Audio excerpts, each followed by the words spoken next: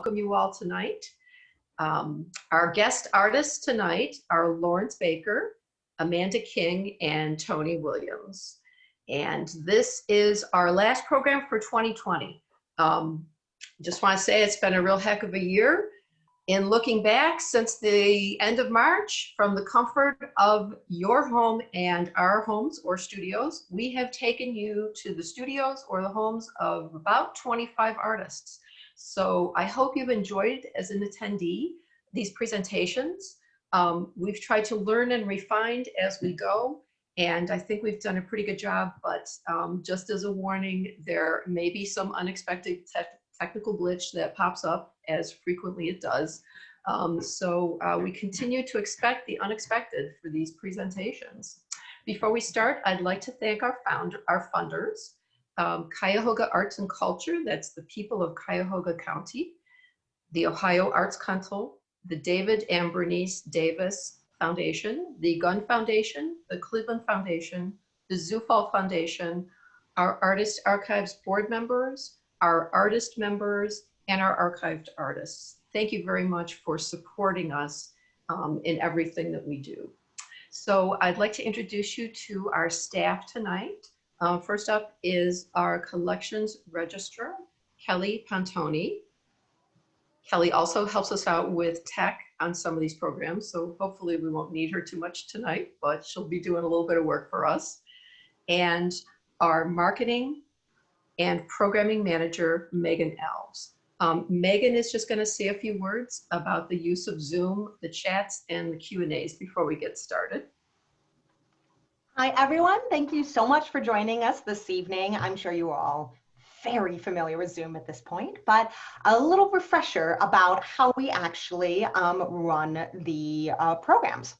So I see a hand raised. We'll get to that soon. So first off is that there's the chat function for Q&A. So the chat function, you'll be able to actually send messages to all attendees or all panelists and attendees. So that's going to be using the drop-down menu. So all attendees means everybody who's in the program. All panelists, that means it's just going to us. So when we ask people to use the chat, kind of sparingly, just like in class, but we will be dropping different things in there, like links if the panelists have that, or other information. So keep an eye and have fun. The most important function is actually going to be the Q&A, and that's going to be represented by two little speaking bubbles. That's at the bottom of your screen. For some user interfaces, it can be different places. So if you have a question for any of the artists tonight, go ahead and pop it in the Q&A, but preface it with the artist's name so we know who to ask. When the presentation's over, we'll ask the artists those questions. And we'll do our really best to try to get through most of them, time permitting. And if not, you can always contact us at info@artistarchives.com and we can get you, .org actually, and get you in touch with the artists. That being said, we have the view taken care of, and anything else, if you have any other comments or problems, put them in the chat, we'll take a look. And that should be pretty much it. So thank you so much for coming to all of our programming this year. We really appreciate it. And sit back, relax, and I'm going to throw it back to Mindy Towsley. Thanks, Megan. So I just want to talk a little bit about the curation of the show, About Body, About Face. I did curate the show. The artists were chosen from the Scene Unseen show, which was our big show of African-American artists from the region, paired with artists from the collection of Carrie and C. Betty Davis. It would have been nice to have an African-American curator to curate the show. Since I did do the show last year along with Dan Albano, it seemed natural for me to curate this show. It seemed that it would be a little bit hard for me to ask someone to come in and say, curate this show, but you must pick from this group of artists. It seemed a little restrictive to me. So certainly in future years, if we do another show like this, I think I will ask an African-American curator to look at the regional artists for us. It seemed very natural to follow up that show with a show that dealt with figurative work, because a majority of those artists do some kind of representation of the figure in their work. The work in this particular exhibition involves a variety of mediums. That was done purposefully on my part. I wanted a show that showed a lot of different processes, materials, and a lot of different viewpoints. There are overlapping themes that join the artists within the show, and hopefully when you come to the exhibition to see it in person, you'll get an idea from the installation of the work what those themes are. There are art historical references that point out the inequities of Western art history as it's been written by mainly white historians. There is the examination of the body as subject through gesture and body language. There is the Black and brown body as an object, and specifically the objectification of women's bodies, self-portraiture, the need to show the inner self and inner strength beyond the depiction of realism, but through narrative involving symbolism or abstraction. And there's social commentary that's also woven through the work. And I think you'll see a lot of that with the artists tonight as they talk about their work. What I hope that you would get out of this exhibition is the better understanding of what it's like to be an African-American artist, or simply an African-American in our society today, as well as an appreciation for the richness that these artists in particular and African-American artists in general add to our culture. They need to be seen more and they need to be appreciated. So our first artist tonight is Lawrence Baker. And I am going to share my screen for just a minute so I can show you two of Lawrence's pieces that are in the show. Okay. So it's hard to talk about Lawrence's pieces without showing you the paintings. He's specifically going to talk to you about his drawings. And so I wanted to show you some of his paintings because the pieces that are in the show are predominantly paintings and they're just a little bit different. I'm also going to change this. Let's go here. There we go. So his paintings and drawings, while they're real, they are not strictly realism. There's a directness to his depiction of people in his work, which can almost be a little bit disturbing. Let me just change this a little bit. Sorry, you guys. Let's go from the beginning. There we are. Yep. And there. So there's a directness. You can really see that in the portrait that's on the left. That one is part of About Body, About Face. And Sadie, who's on the right, was part of Seen Unseen. You can see there's a very direct take on the figure for him. People are very large, they're very bold. In a lot of cases, they're looking straight at you. His figurative style is a kind of graphic simplification using large flat areas of color. Lawrence very much understands what color does and how to use color combinations to evoke emotional feeling without resorting to a painting style that uses a lot of brushwork. His whole style is really about kind of removing those things that you find in a lot of artists who do practice portraiture. These paintings are older work for Lawrence.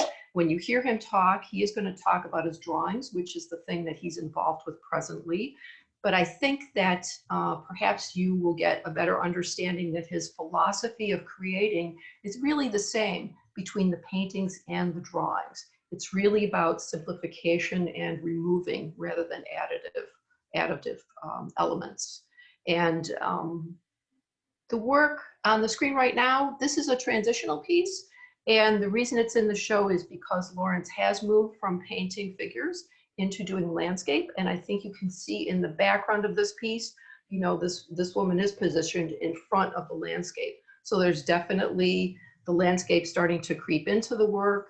And in this next piece, which is a drawing, which is part of About Body, About Face, and is a self-portrait, again, you can see the landscape is very much almost as important as the figure in the front. So this is really, this places the figure squarely within the landscape. It almost seems a little bit surreal or dreamlike the way it's placed because of that juxtaposition of the large landscape and the large figure. So I'm going to stop screen sharing. And then Lawrence is going to talk to you. Let me put this on speaker view. And Lawrence, welcome to the program. And we're looking forward to hearing about your work. Thank you. To talk about where my work comes from, some of the people that influenced me was Alex Katz, Fairfield Porter. Far as the painting is concerned, I looked at these people a lot when I was trying to paint.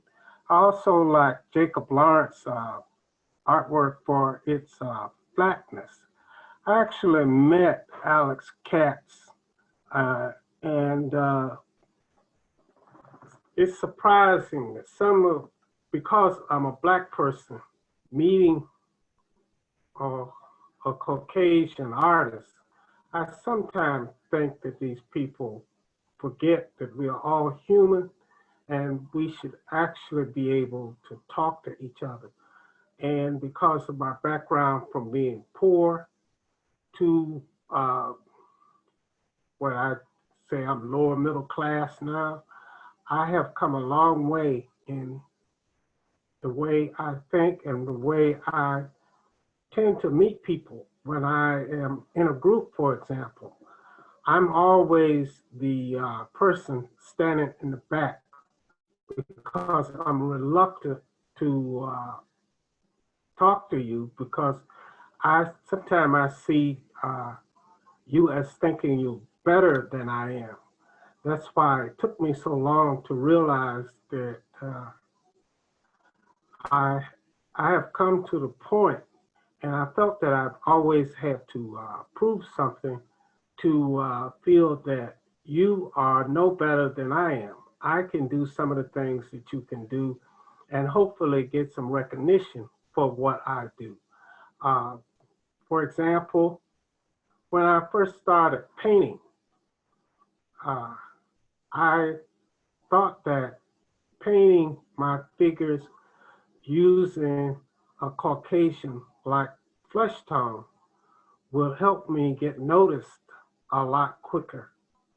But when I ran into Joseph Osicki, which was an instructor at Kent State University, he realized, I guess he got to know me pretty good, and him also.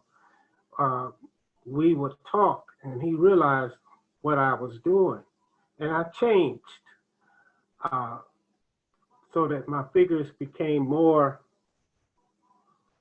Afro-American, uh, more of an attempt to recognize who an Afro-American is, whether they be a male or female, and to put myself into my work, whether the figure is looking forward or looking down or looking in a way. There was always a purpose in it because of my definite feeling about who I am. I know who I am, an Afro-American. I'm not a Caucasian, and I hope that I don't come off as having aspects of being a Afro-Caucasian, because that's not what I want. So when I run into people, Afro-Americans that are so-called want to be Afro-Americans, I wonder if this is a show they're putting on, trying to get their work noticed, or are they actually being themselves, painting themselves, doing the work for themselves rather than to prove whether they were black or white? So that's why I would always bring up Joseph Osicki when talking about my artwork.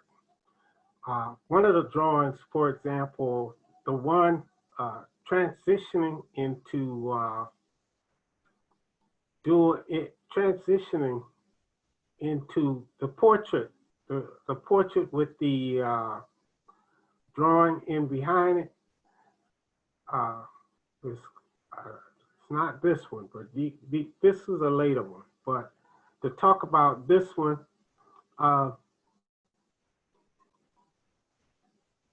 drawing, Vincent van Gogh. I looked at Vincent van Gogh drawings a lot on how I was going to approach drawing and how I was going to work that out in terms of producing a piece of work. When I started out, my drawings were like 2 by 3 feet about. But this is, I've gotten used to doing the larger drawings now because It indicated more of what I wanted to do rather than just a drawing. Line weight became important to me in terms of expressing the shapes in terms of whether that particular shape that I wanted to move forward, make sure that that shape moved forward, and line weight helped me to move things back where I wanted to be, because my objective, even when doing a drawing, was to get that drawing based on the line weight to make sure that the drawing appeared to be three-dimensional in terms of foreground, middle ground, background, and so on. And then I began to put more in hidden meanings into the drawing, whether they be erotic, humanistic, whatever the case I was trying to do, because I wanted you to enjoy the piece of artwork that you were looking at, and what did it mean to you when viewing that piece of artwork. Okay, could you go on to another one, please? Okay, for example, that is more, it's humanistic, plus it's a means of getting lost into the drawing. You notice that the focal point of what becomes important moves to the top of the drawing.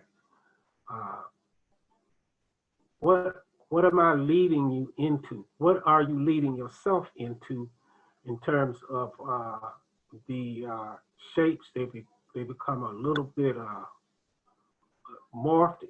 The landscape shapes morph into something else. And that's exactly, if you see that, that's, now I got you hooked. You're actually looking at the piece of artwork and trying to determine some things for yourself in terms of what you are looking at and what you see for yourself. Some artists, for Vincent van Gogh that I was talking about, his designs are read in terms of using a particular line to emphasize a space within a drawing. My lines are used in a variety of ways because I start with the idea that chiaroscuro, meaning shading within a piece of artwork.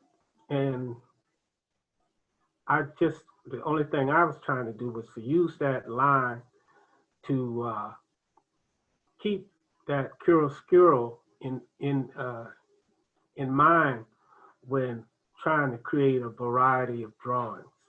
That's the reason that this particular drawing is called Searching to Live.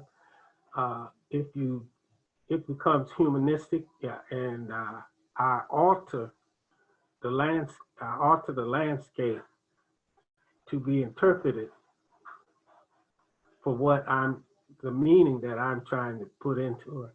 Now, this is actually my son-in-law, okay? And his wife, my daughter, is probably listening to me right now. Hopefully, maybe she'll get into this conversation and say, "Hi, Daddy," a little later. But this is actually my son-in-law, Will. This a drawing. Look at, if you notice the use of the line, it's not flat. Some of the linear aspect of it is in terms of chiaroscuro, but the hair shapes that you might see in a drawing move forward to give the drawing a lot more three-dimensionality. Now, I've seen or looked at a lot of this contemporary drawing, and some of these artists, I would say they could draw, but I don't see that I can teach anyone to draw, but what are you going to say with the drawing? And that's what Joseph Osicki taught me. What am I doing when I approach a piece of art? What am I trying to say with the piece of art?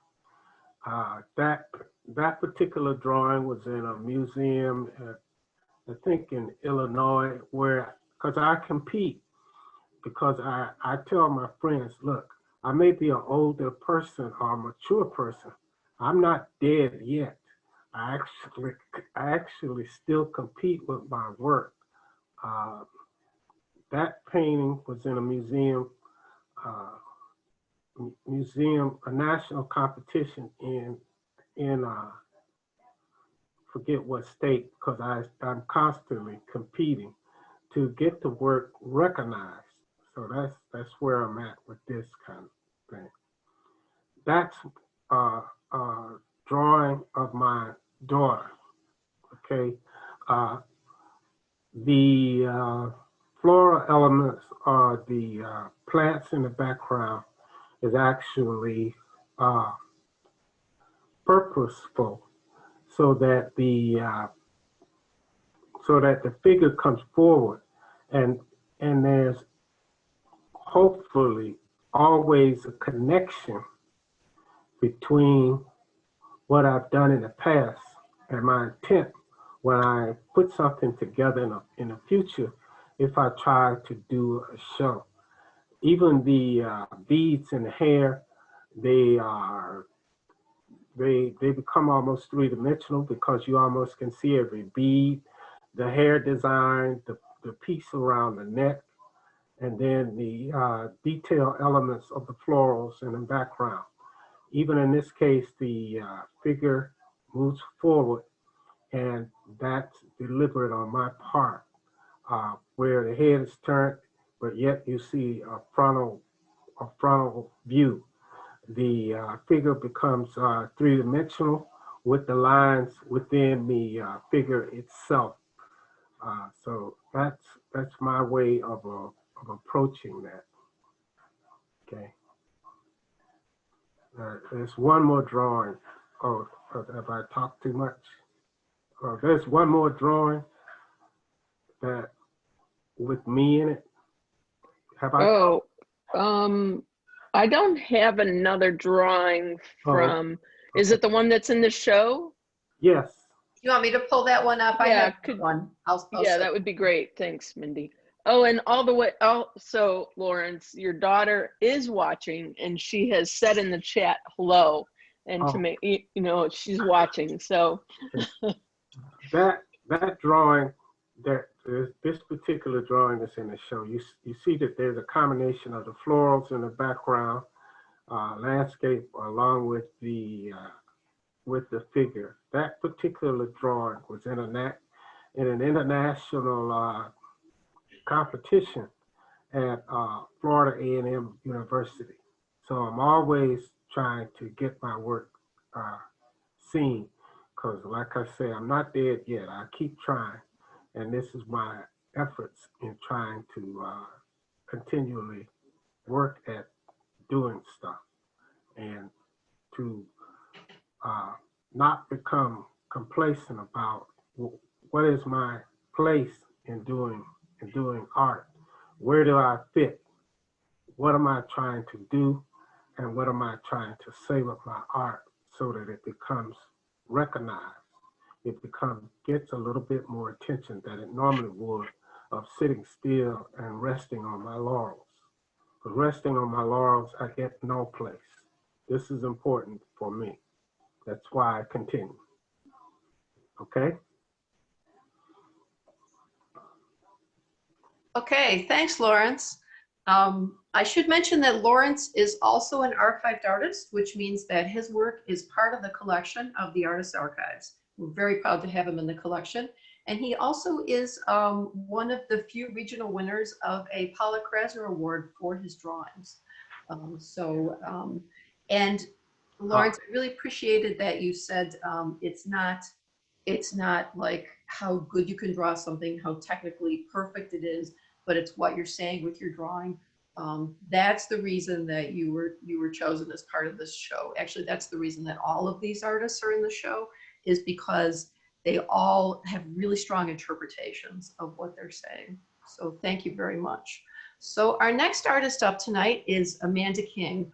Amanda has in About Body and About Face an installation, which she's going to talk with you about in depth. It's based on a previous installation, which I saw of hers at the Karamu House in 2019. That was presented at the end of her residency there. And the work for me was something quite different than what I had seen of her analog black and white photography.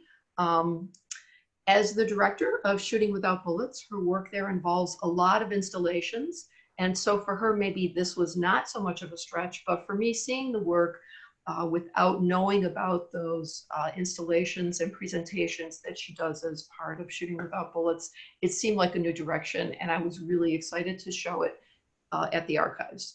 Her concerns with the objectification of Black and brown female bodies within our culture, and specifically within the realm of fine art, is really front and center in that work from Karamu, and again, and her use of symbolism, both as a way to tell her own story and again as a way to tell the story of unseen Black artists. It really fit in with so many of the other artists in About Body, About Face, and that's why I wanted this particular work for this particular show. And I hope I haven't said too much, but I don't think so. I know Amanda's going to give you a really good talk. Amanda, thank you so much and welcome tonight. Thanks, Mindy, Megan, and Kelly. I'm going to talk to you about my installation, To Be Born Again. I'm going to share my screen. Okay.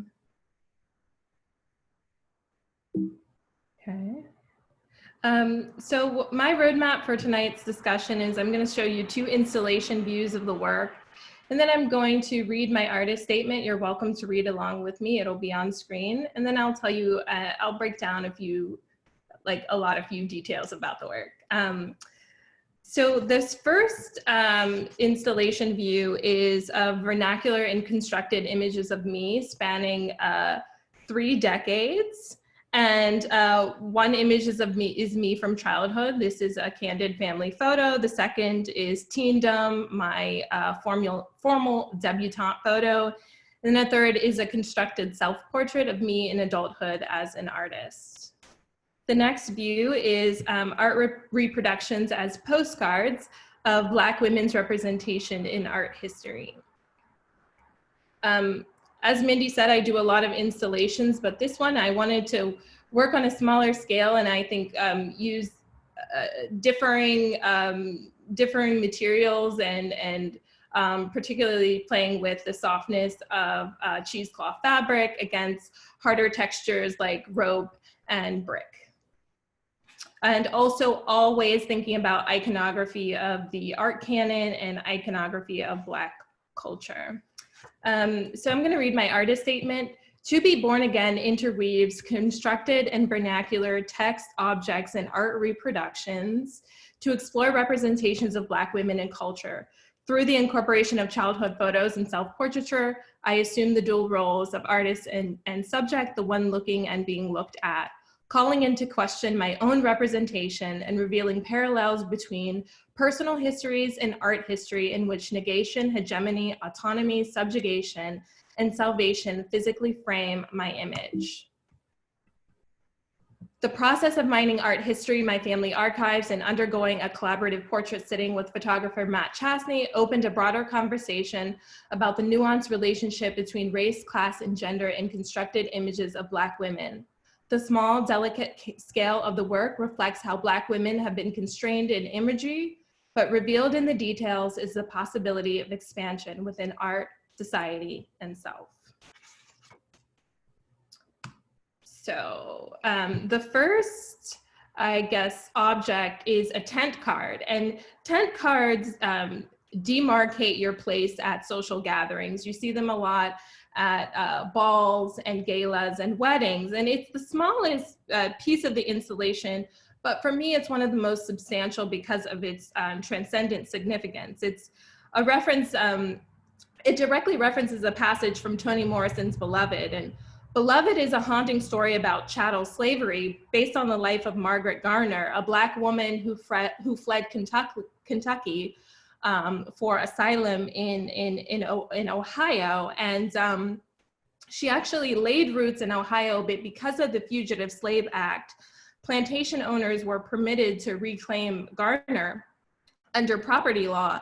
And during the process, she made the gut-wrenching decision to attempt to kill herself and her children in a supreme effort to preserve autonomy. And during the process, she did kill one of her children, but she and the others survived and were sold down the river into a life of captivity and suffering. Well, Morrison reimagines the life of Garner and Beloved, and instead of Garner being sold down the river, her character, renamed Setha in the novel, returns to her home in Ohio, where she raises her daughter Denver, and is haunted by both the memories of chattel slavery and the ghost of the child she killed, Beloved. But Beloved is simply not just a ghost story about a Black family living in the wake of chattel slavery. It's about a longing for freedom and to make self-governed decision over one's life, and salvation and deliverance from the terrors of slavery are definitely a part of that story. I am most interested in Denver's story, the living daughter of Setha, who is also haunted as a consequence of slavery, although she was never enslaved. The vestiges of it still haunt her, and Denver carries her mother's and her sister's burden, and it's only through imagination that Denver persists and ultimately finds her own freedom. And Morrison's passage in Beloved directly addresses Denver's imagination here in this passage. But as you can see, I won't read it for the sake of time, but it ends with salvation was as easy as a wish because of Denver's wild and vivid imagination that ultimately helped her pursue supreme autonomy. Here's a figurine, an angel figurine, and it's behind a framed debutante photo, my framed debutante photo, and it's a figurine that you would likely find in like a Black nativity set, either in a church or a home. And I was thinking about Velasquez's Rockabye Venus, and Cupid is holding the mirror for the Venus to admire her beauty. And I guess playing with the figurine here creates a makeshift Rockabye Venus. The mirror held by Cupid was not meant to reflect Black women, but in an attempt to create just between the art historical and Black cultural canon, I placed the figure there. Another detail, of course, is the pearls draped over my Deb photo, like the ribbon in the Venus's mirror. Okay, there you go. Side left is satin gloves holding flowers wrapped around brick. And to me, this is very indicative of the burden of Black womanhood in both representation and lived reality.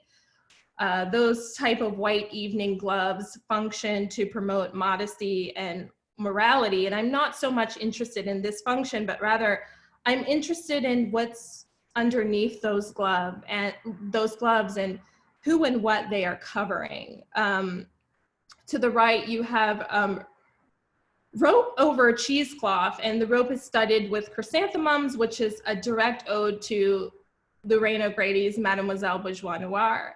And it's, of course, indicative of bondage and constraint. I think I'm intentional about sort of the callousness of the rope and the delicacy of the organic cotton fabric.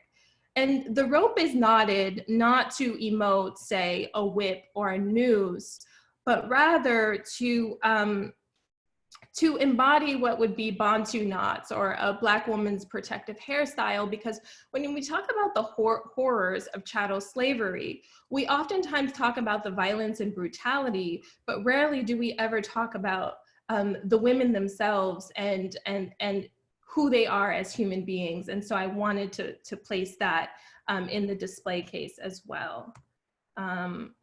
So here is a vernacular image of my mom and I in an art gallery in the 90s. And you know, of course, we're in our in vogue fashion. I'm wearing white gloves in all 3 of the photos. And, you know, for my mom, who was, you know, one of the first persons to integrate her high school in Alabama, you know, how you show up in the world determines your livelihood. And although I don't necessarily believe in this viewpoint all the way, I don't take it for granted, and I'm interested in the things like hegemony and negation that have shaped this type of ideology. But for me, the real substance of this photo is actually the positioning of us taking a candid photo in an art gallery, and an art gallery being a set of the art world and a place where our representation is constantly called into question and where we don't see our reflections nearly enough. But through the democratization of the camera, you know, we are able to record our existence there. And, you know, the positioning of us, you know, being in this space where we're not traditionally represented reminds me of this Gordon Parks department store photo. And the woman and child look divine, but you know, above them is the colored entrance, and that signage is it demarcates their place in society. The next image is my constructed debutante photo, and Black cotillions started being very popular in the 20th century during segregation, when Black folks were excluded from certain customs, but also during the rise of the Black middle class, and Black families wanted to properly introduce their daughters into society in the same fashion as their white counterparts. And I'm really interested in the blurred lines between appropriation and reclamation that results from this type of reclaiming, and whether it is in fact a liberatory process or whether there is some hegemony still in the shadows. Here you see a debutante photo, a debutante ball in Harlem in the 50s, and you do see that defiance and resistance. But I'm definitely been thinking about why this photographer chose to frame the debutantes in the mirror, creating again this vernacular Venus-like portrait. So I'm gonna breeze through this because I want to be respectful of everyone's time, but here are the representations of Black women in art history that I was, you know, having dialogue with, and some of them are self-constructed, meaning that Black women artists created them. Some are constructed by others, largely white men. Some are direct examples of our exploitation in the art world. Some are symbolic, meaning they're personifications of ideas embodied through Black women. And a lot of it touches on our beauty and desire or lack thereof, although the vestiges of chattel slavery are present. I want to talk about, I'm going to do a comparison between 2 or I guess 4 images, but I want to talk about this concept of beauty and desire and look at Manet's Olympia and Carrie Mae Weems' Not Manet's Type. In Olympia, you know, the woman is a symbol of desire. She's painted reclining like the rock bee Venus, gazing directly at us with full confidence and control over her body. But instead of, you know, Cupid validating her beauty, it's the Black woman servant regarding her with, you know, supposed lusting eyes and gifting her with flowers, which are a symbol of sensuality and sexuality. Well, you know, Carrie Mae Weems' photograph taken in 1997, it's her naked silhouette in a mirror in her bedroom. And certainly it's a statement about the negation of Black women in the canon, from the title, Not Manet's Type, not a muse of the traditional art world. But Weems, as a Black woman photographer, has autonomy and control over her representation, and therefore can create her own air of desire. And then Carpeau's, you know, Why Born a Slave, and Lorraine O'Grady's Mademoiselle Bourgeois Noir, I kind of have a conversation between them because these are sort of representational images of ideas through in the Black woman's body being a vehicle for those ideas. So carpo being an admonishment of chattel slavery, but it's promoting abolitionist ideas, personified through the Black woman, but it is still a representational, her representation is a tool of white male ideological exploration. So this is not the representation of a woman, but an idea. In O'Grady's Mademoiselle Beaujolais Noir, which was performance art, O'Grady presents herself as a debutante to critique assimilation in the art world, and she's wearing a gown of white gloves, and she's carrying a rope studded with chrysanthemums. And as she moves through the gallery, she asks folks to take some flowers from her to lighten her load, AKA the burden of being a Black woman artist in this art machine. And once all the flowers are gone, she begins to whip herself with the rope. And she whips herself with the intention of showing the external oppression of the Black artists in the art world. But I also think about, because O'Grady was so against assimilation, and she was making statements like the art world is a plantation and we need to invade it, I believe that she was also trying to beat that internal repression and that need to assimilate out of her and her own practice. But again, she becomes a willing site of sort of the tension between the Black artist and the art world, and centers her body at the center of this ideological tension. The last one I'm gonna go over is my self-portrait. You know, it was a photographic process with photographer Matt Chasney. I was thinking about situating my representation in the context of Black women's subjectivity, and thinking about the parallels between my own personal history and representation and that of my elders and ancestors, real and imagined in society and in art. And, you know, I wanted the representation to annotate the possibility of expansion, but I wanted to acknowledge the complex representations of us from, say, the 18th century to present. And I think within that is this idea that we are somewhere between the haunting and the salvation. And I'm sort of playing with this idea. As you can see, the rope is around my arms, but it is untethered. So I could essentially shake it off. That is me trying to control that representation. I don't have a mirror, but on the left side of the screen, you can see my laptop computer there. And I'm able to gaze at myself as Matt is taking the photo and direct him to represent me as I want to be. But I also have those white gloves that are covering my flesh, that are covering the burden. But then I have other areas that are exposed to show just how fragile and delicate I was, especially at that moment. And I guess the whole purpose of that representation is thinking about my ability to imagine and frame my own image of self is a vehicle of expansion and a form of salvation. So thank you all for listening to me.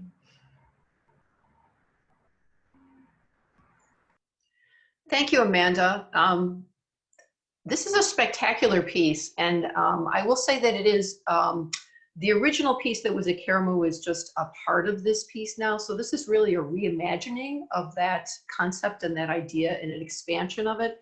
And while it's not a large piece in the gallery, as you can see from what Amanda said about it, there's so much thought that's gone into it.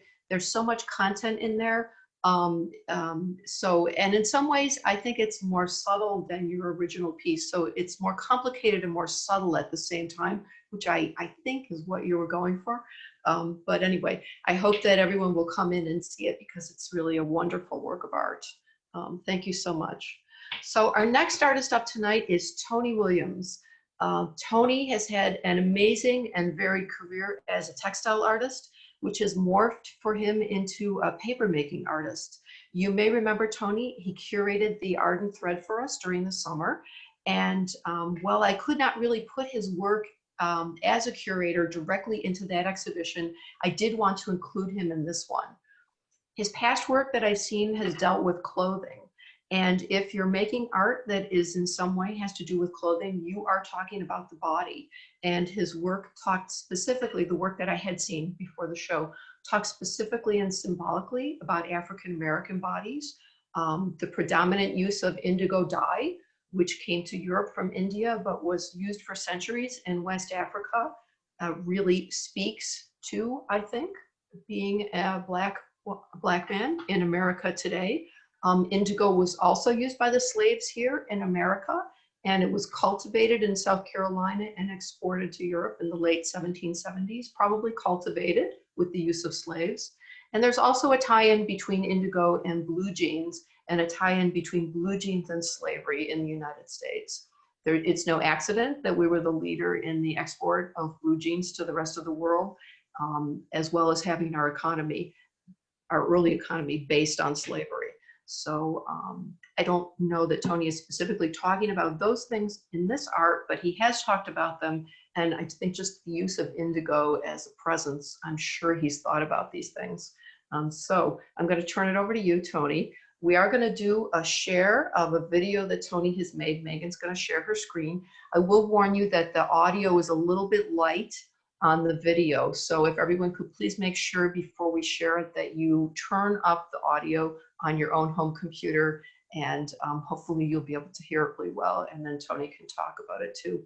Tony, thank you so much for being part of About Body, About Face, for curating Art and Thread, for becoming a little more involved in the archives, and for presenting tonight. Thank you. I wanted to share a glimpse into my practice and how I create the work that I'm doing now, and that's part of what this video is about. So Megan, if you, Kelly, if you could share that for us, that would be awesome. Well, actually, I think I'm up with that, if I'm not mistaken. So let me get that fired up.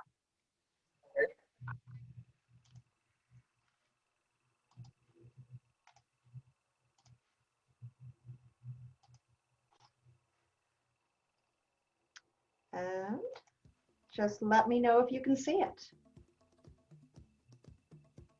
Yes. Excellent. All right, everyone turn up your volume and away we go. It's going to be just gentle instrumental underneath this.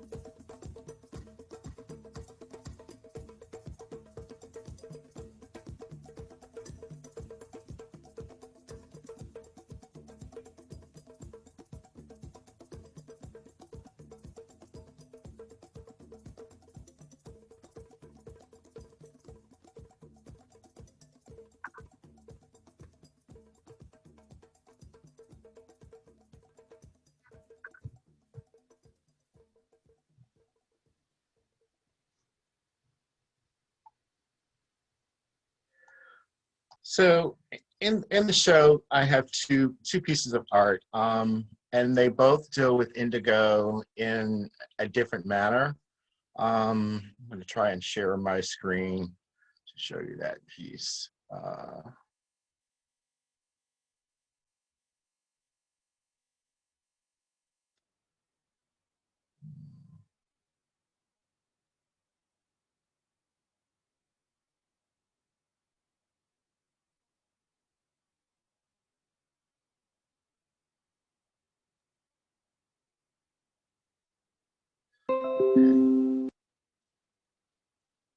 I don't know if you can see that. If you can see this image, this is the albino warrior.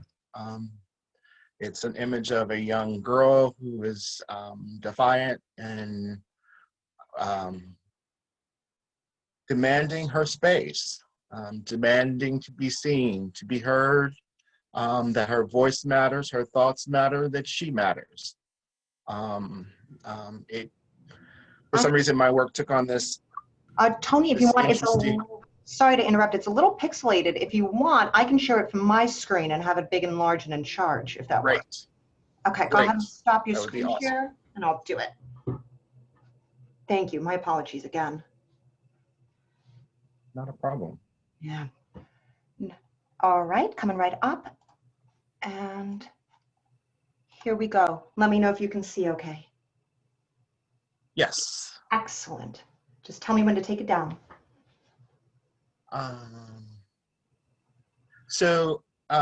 two images that I have in the show, one is the Ashokba warrior, and the other is the albino warrior. And they are taken from two different perspectives, one being an ancestral warrior, which would be Ashokba, and the albino warrior is a warrior of today. She is definitely representative of life that's happening in the 2020 with Black Lives Matter.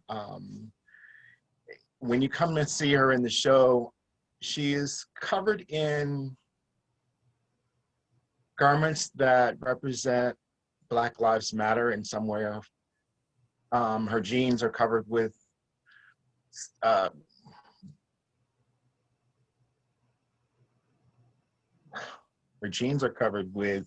verbiage that say Black Lives Matter and stop killing me, and symbol of the fist symbol. And her t-shirt has a graphic on it also, and the jacket that she's holding also has graphics.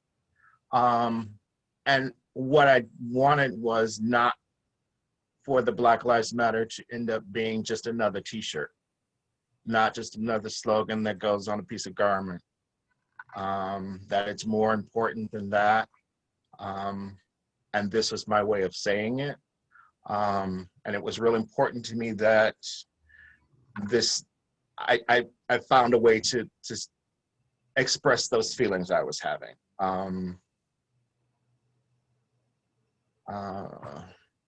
Yeah, can you pull up the other piece, the Achokbo piece? I don't know if you have it on your screen. Let me give that a whirl. Both of them deal with indigo and, you know, its importance to my heritage and the African American culture in America, in its being brought to the country and we being brought to the country to produce this because of the knowledge of producing blue.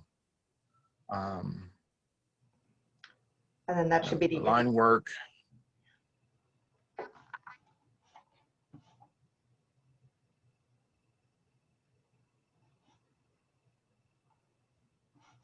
So again, this shows some of the importance of indigo and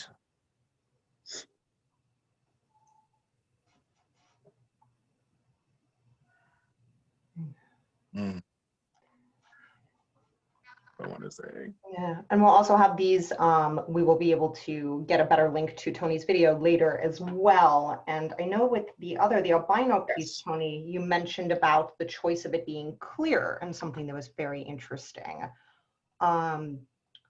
Did you want to mention that now, or I can wait for the Q&A if you like, whatever you prefer. We could go to Q&A and see if the question comes up. Okay, sounds good. Tony, I see that your bandwidth is a little choppy, so what we're going to do is that I saw a couple of questions pop up concerning those pieces. So let me throw it back to Mindy Towsley, who can kind of wrap us up before we do Q&A, and then we'll get all of those juicy questions answered. Thank you. Thanks, Tony. Awesome.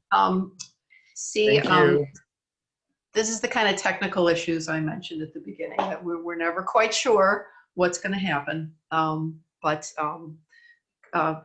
thank goodness we'll just jump to the Q&A. Megan is going to read that. If you have any questions, if you would preface it for the artist so she knows who to bounce the questions to, I think that would be appropriate. And thank you very much, Tony. The film was actually very interesting, and I hope that someone will ask you some more questions, a little bit more about the batik process. If they don't, then I'll probably jump in and do that myself. And I will note that you do need to come in and see both of these pieces in person for sure. Our gallery is open Wednesday through Friday from 10 to 4 and Saturday from 12 to 4, as long as we're able to stay open. And I do want to mention before we go to the Q&A that the archives will be closing down in December, on December 18th. That'll be our last day for holiday break. And then we're going to reopen again on January 5th.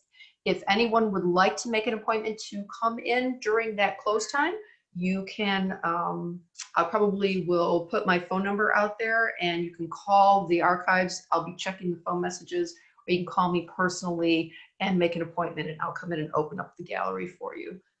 And I'll make sure that that's left on the answering machine. So if you do call, you'll get that information.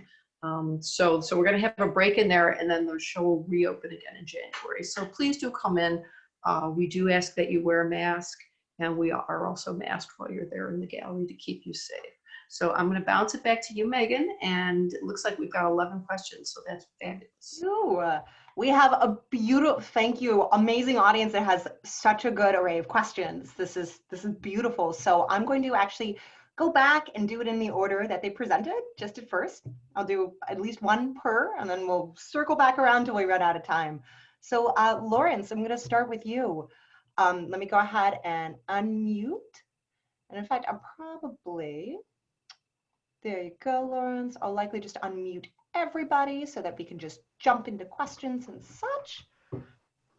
So Lawrence, we had a lot of really positive response to your artwork.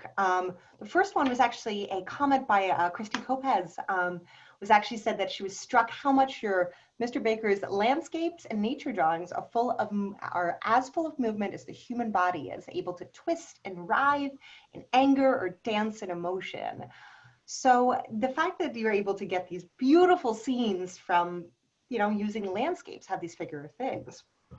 The question is, so it says, for Lawrence, these are beautifully rendered drawings. On my screen, blue is the predominant color, and I'm wondering if that is an accurate portrayal of the color. For instance, a line in the graphite drawings is blue. Is what I'm seeing true to your color, Or does it appear differently to you as the artist and we're just viewing them in a different way?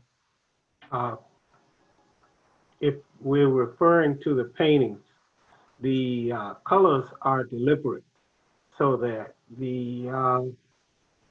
when you put a painting together, there should be some kind of relationship amongst, and this is the way I was trained. If you put a painting together, there should be some kind of relationship amongst the colors. After you decide on the relationship of the colors, you got to determine what they mean. So yes, the blue would be purple, would be on purpose. Yes. And for your graphite drawings, is there a bluish hue to them, or are they that solid silvery graphite color? No, that's just probably, it could have been my photography. Mr. Pearl, Stuart Pearl is helping me with that. So also Herbert Asherman, so that because I compete on regional, national level, the objective is to make sure I do the best photography possible. And the two of them are actually helping me. That's why I try to listen, and hopefully I learn more so that even at this senior life, as I put it, I can continue to do better at all times. I love it. And just for our audience to know that those are actually, those are good examples of collaboration, because Stuart Pearl is an archived artist, and so is Herbert Asherman Jr. So I'd love to see that working together. So the next one, I'm going to go ahead and do one for Amanda, which was such a rich presentation. It was amazing.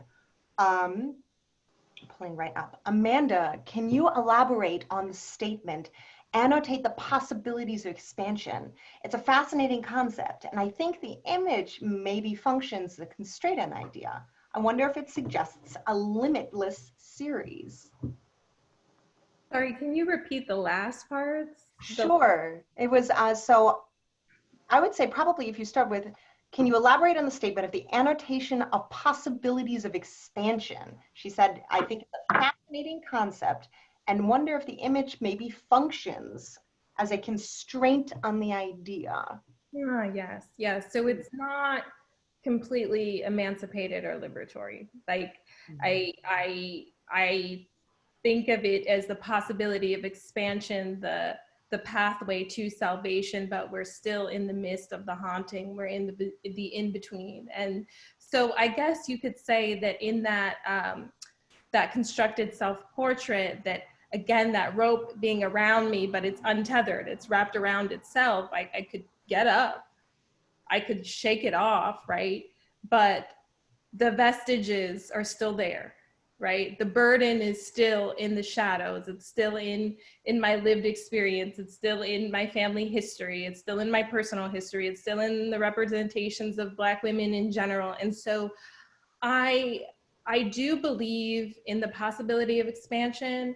I do want to eventually make work that is about pure liberation. We're simply not there as a society, and I'm simply not there as an artist. Oh. And actually, to dovetail into it, Amanda, have you ever thought about expanding this piece into an entire exhibition? It feels like it cries out for so many individual subjects and studies. I mean, is there a future timeline for where this might go?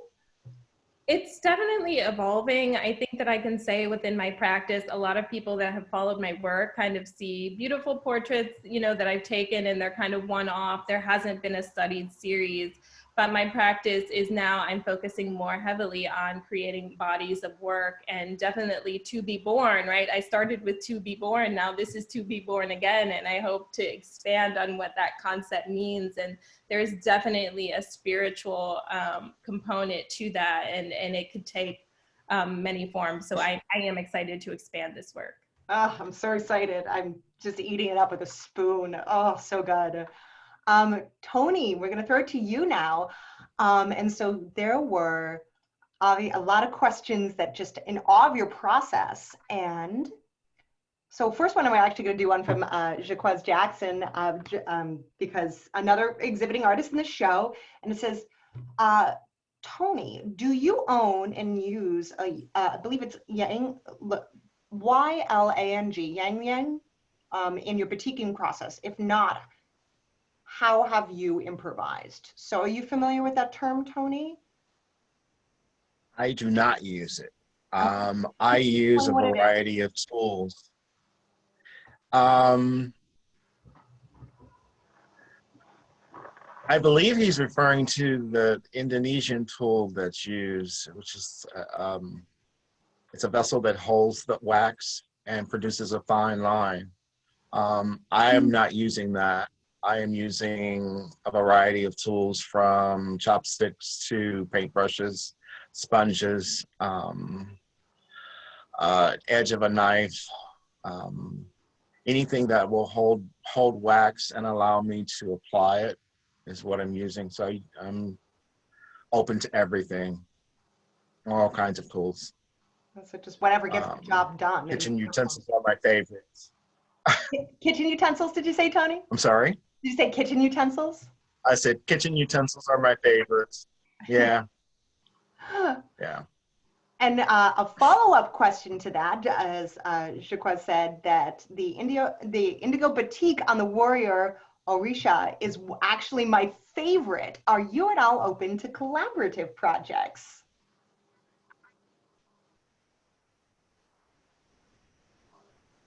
Yes. Yes. I'm always open to exploring new opportunities. Well, there you go. It looks like we got one in the making for you, Tony. So just be aware. All right. Hey. And I'm glad you know each other, so we'll get you hooked up. So I'm going to throw one back to Lawrence. We're going to keep going around. We got time for another round. Very exciting. Lawrence, it says 2 questions. So you mention in the intention, in the directional gaze as it relates to Blackness, in what way does the gaze become an identity statement? So I believe this is in regard to your statement about being looked upon and being in the corner of the rooms and the directionality of your, yes. An example would be, I was born in the hospital like most of us, but the hospital that I was born in was all Black.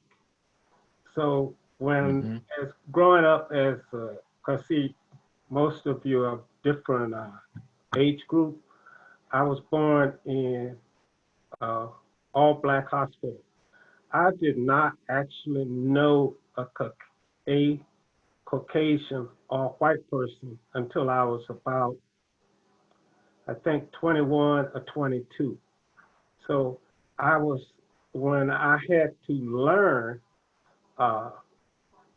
to try and get some of this so that I can communicate with everyone, whether they be Black or white. That's why I was always the person in the corner trying to learn. An example would be, I was sitting with some neighbors, and they were all talking about surgery because they were doctors. And they asked me, Mr. Baker, do you feel out of place? I said, of course not. I'm just sitting here learning so that I can at least, maybe the next time, I can communicate with you like I'm doing right here. This helps me as a person to not be that person in the corner. So that's where that comes from. Oh, I love it. And this is actually part of the same question. I believe Taziana was the one who asked the question. And so the second part was, is it important that the landscape works you create confront or subvert the expectations or assumptions of Black artists that you outlined? No. My objective is to get a reaction from the viewer. The viewer is more important. What do you get out of looking at that piece of art? So it's not a reflection. The drawings are not a reflection of blackness. It's a reflection of how I manipulate the shapes that I see, because my objective is not to duplicate the drawing, duplicate the landscapes that I see. That's not my objective whatsoever. Mm. Okay. Oh, it's, Uh, oh, please. okay. That's the way I approach the drawing. Thank you so much. It's there, and I know that you also approach them, that they're also a meditation as well, that there's sort of Right. focusing, and it's in turn, it's a very personal practice as well as an interaction with the viewer and a pointing to beauty. And definitely Lawrence's work was gorgeous. You got to come into the archives and see those works, the transition pieces, and we have other ones also in our collection you got to see. So thank you, Lawrence, very much. Next one is going to be for Amanda. You focused on questions of, or you broached questions of assimilation versus inclusion. Do you think that contemporary galleries and museums are doing a good job of actually allowing Black artists to speak, or are they being required to assimilate into the pre-existing museum and art historical model?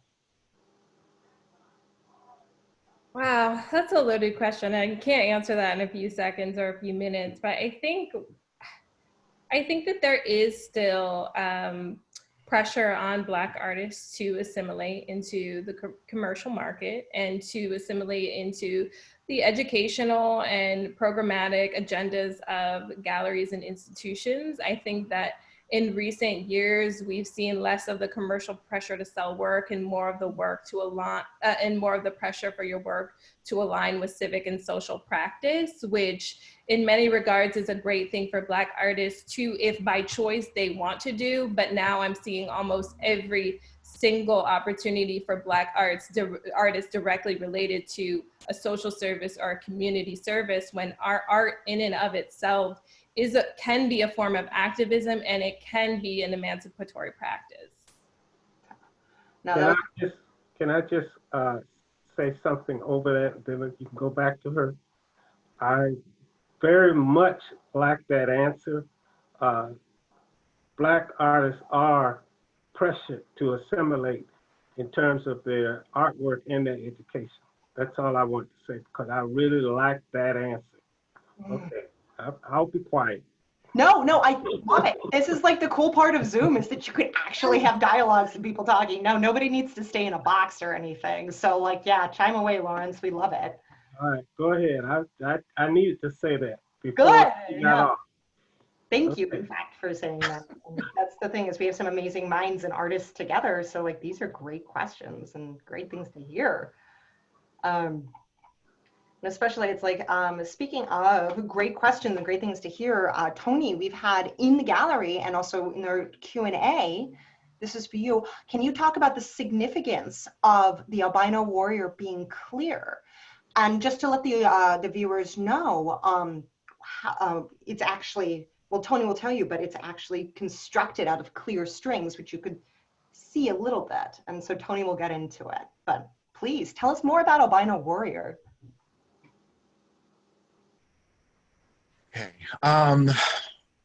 Albino warrior is significant in the fact that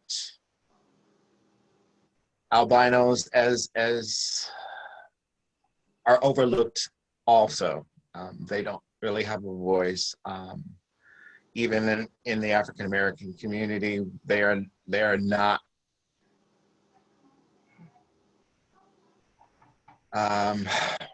they are bypassed. And you know, as the focus has been on Black lives and people of color, it was real important that, you know, that was a real way to show that everybody is being not seen. That it was another way to really put it in your face and have you understand that, you know, you have been looking past me, looking through me, and not seeing me, not hearing me, not understanding my voice. So this was a way of doing that. I chose the female form because I knew it would be accepted. It would be more accepted as opposed to a male figure. If I had chosen a male figure, it would have been too in your face, and you would have not have accepted it. I think that through the use of the female form and a youthful child, it's more understandable. It's more approachable, but still very strong in its message. And in fact, somebody asked what's the significance of the female warrior? And like, I couldn't agree with you more, especially with the cultural perceptions of, especially men of color and specifically African-American men.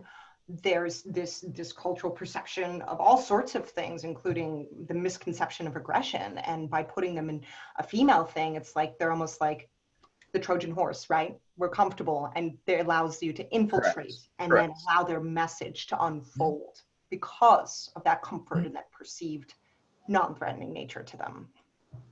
And then they'll rain on to you because they are still warriors, and that's the important part. Yeah, you know, it's interesting. I almost feel like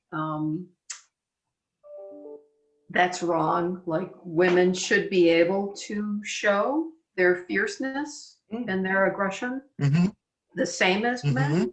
Like, we should be, we should have equality in that. Yeah, rather than the hide end. No, I agree. It's and actually, so it's good thing I'll do backwards, but now this is the moment.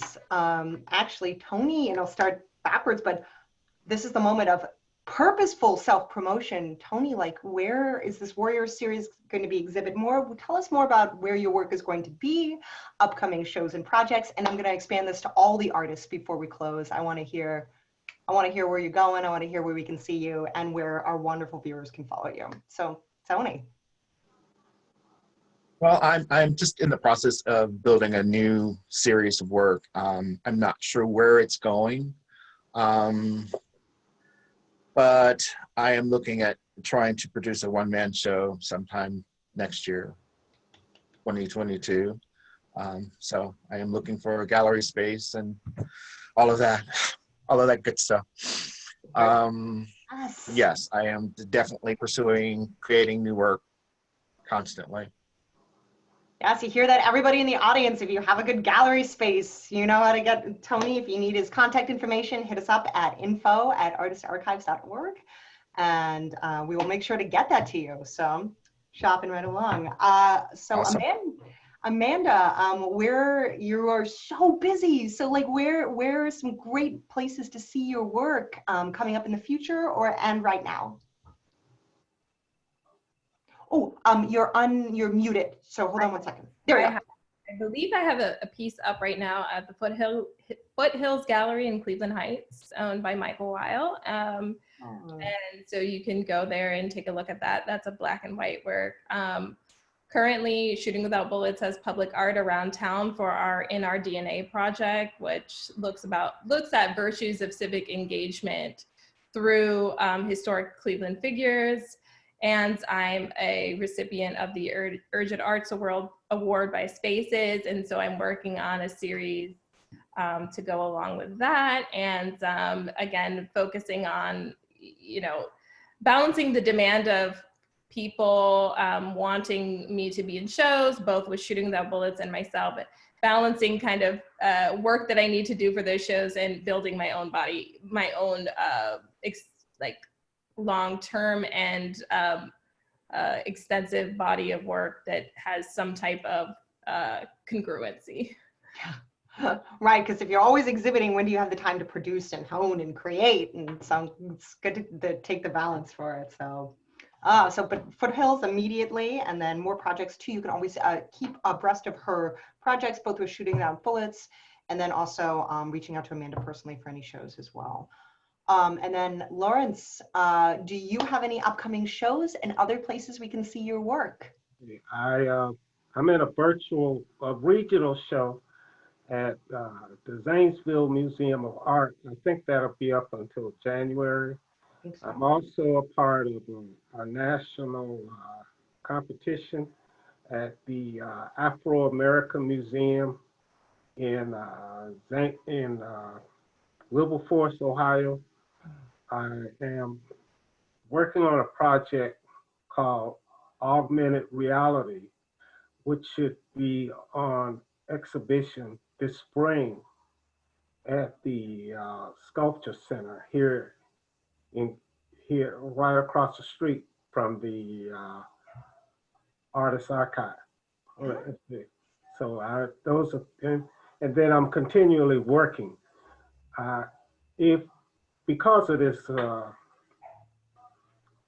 coronavirus thing, I was due for a one-person show at the University of Arkansas, but I don't know that I'm going to do it now because it was supposed to be scheduled for January, a solo exhibition. But because of this traveling back and forth, I don't know if that is going to happen. Maybe they'll give me another chance another time. But those are some of the things that I'm working on currently. Thank you, Lawrence, and I do hope they give you another shot at it. Hopefully it's just delayed. So thank you so much to all of our artists for beautiful presentations and engaging dialogue. We are so grateful for you. And that being said, here is Mindy to bring us home for the evening. And thank you. Thank you. Thank you, Megan. Thank you, Kelly, for your help. Thank you, Lawrence, Tony, and Amanda for giving us your time and your energy for appearing tonight. I'm sure people really appreciate it.